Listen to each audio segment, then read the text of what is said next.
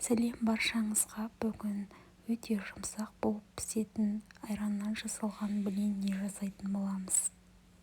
Ең алдымен бізге бір дана жұмыртқа, 1 стакан қант, 1 стакан айран және 1 стакан қайнаған ыстық ақсу болу керек, және де аздаған күнбағыс майы мен 1 шай қасық ас содасы.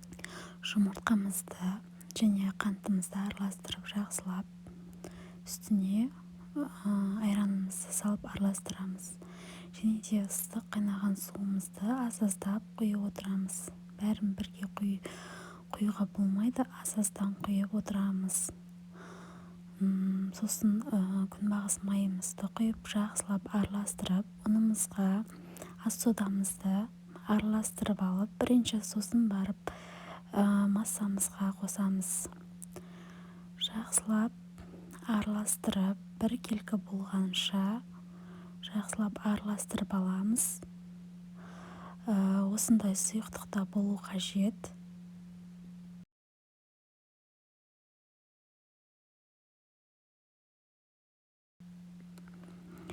Блиніміз қызарған сәтте осылай шанышқының көмегімен арғы бетін аударып алып пісіріп аламыз.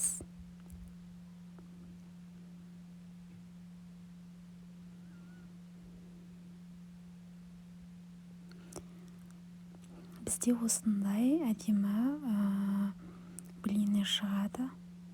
Осылай жалғастырып пісіріп отырамыз.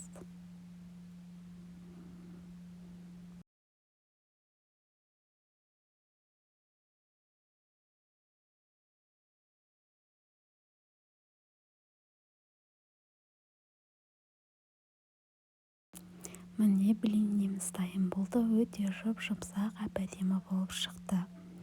Менімен бірге болыңыздар, маған тіркеліңіздер. Алдағы уақытта сүттен жасалған рецептін шығаратын боламын.